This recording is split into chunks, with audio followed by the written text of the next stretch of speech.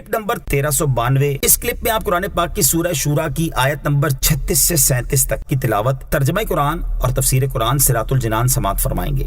بسم اللہ الرحمن الرحیم۔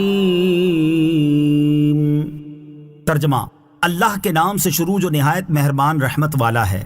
فما اوتیتم من شیء فمتاع الحیاۃ الدنیا وما عند اللہ خیر وابقى للذین آمنوا وعلی ربهم یتوکلون۔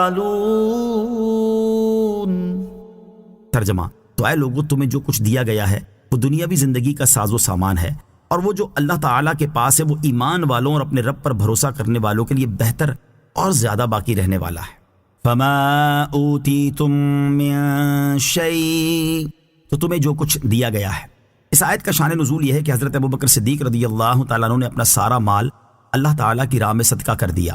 اس پر عرب کے لوگوں نے آپ رضی اللہ تعالیٰ عنہ کو ملامت کی تو اللہ کریم نے آپ کے حق میں یہ آیت نازل فرمائی اور ارشاد فرمایا کہ اے لوگو، تمہیں جو کچھ دنیاوی مال و اسباب دیا گیا ہے وہ آخرت کا زاد راہ نہیں، بلکہ صرف چند روز کی دنیاوی زندگی کا ساز و سامان ہے، اور یہ ہمیشہ باقی نہیں رہے گا، جبکہ جو اجر و ثواب اللہ تعالیٰ کے پاس ہے وہ ایمان والوں اور اپنے رب عز و جل پر بھروسہ کرنے والوں کے لیے بہتر اور زیادہ باقی رہنے والا ہے۔ والذین یجتنبون کبائر الاثم والفواحش واذا ما غضبوا هم یغفرون۔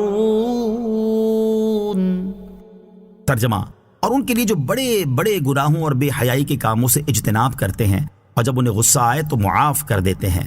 والذین یجتنبون کبائر الاثم والفواحش، اور جو بڑے بڑے گناہوں اور بے حیائی کے کاموں سے اجتناب کرتے ہیں، یعنی اجر و ثواب ان کے لیے بھی ہے جو کبیرہ گناہوں اور بے حیائی کے کاموں سے اجتناب کرتے ہیں۔ کبیرہ گناہ وہ ہے جس کے کرنے پر دنیا میں حد جاری ہو، جیسے قتل، زنا اور چوری وغیرہ، یا اس پر آخرت میں عذاب کی وعید ہو، جیسے غیبت، چغل خوری، خود پسندی اور ریاکاری وغیرہ۔ بے حیائی کے کاموں سے وہ تمام کام اور باتیں مراد ہیں جو معیوب اور قبیح ہوں۔ کبیرہ گناہوں سے بچنے والے کا ثواب۔ اس آیت میں کبیرہ گناہوں اور بے حیائی کے کاموں سے بچنے والوں کے لیے قیامت کے دن اجر و ثواب کی بشارت سنائی گئی ہے۔ کبیرہ گناہوں سے بچنے والوں کے بارے میں ایک اور مقام پر ارشاد باری تعالیٰ ہے، ان تجتنبوا کبائر ما تنہون عنہ نکفر عنکم سیئاتکم وندخلکم مدخلا کریما۔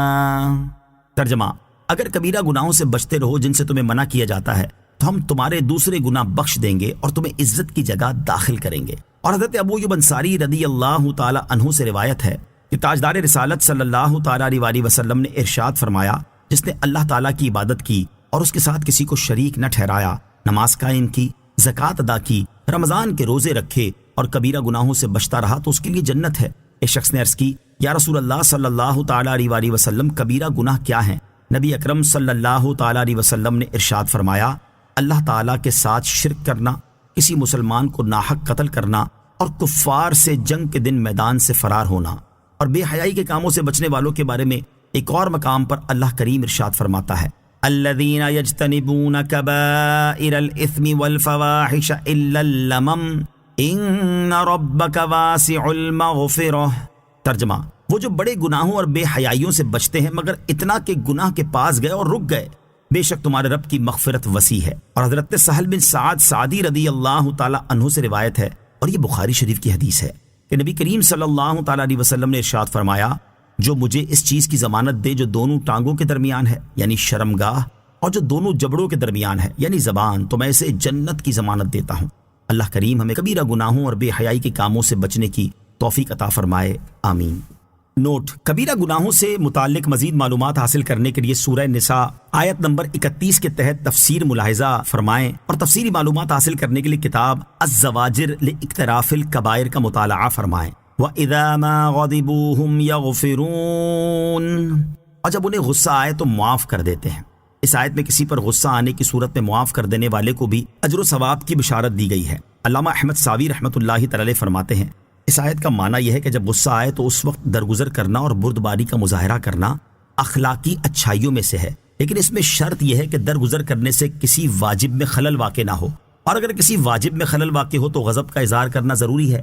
جیسے کوئی اللہ تعالیٰ کے حرام کردہ کسی کام کو کرے تو اس وقت درگزر سے کام نہیں لیا جائے گا، بلکہ اس پر غصہ کرنا واجب ہے۔ مراد یہ ہے کہ اس وقت اللہ تعالیٰ کی نافرمانی پر دل میں ناراضگی کا آنا ضروری ہے۔ یہ ضروری نہیں کہ گناہ کے مرتکب پر اظہار بھی کیا جائے، اس کا دار و مدار موقع محل کی مناسبت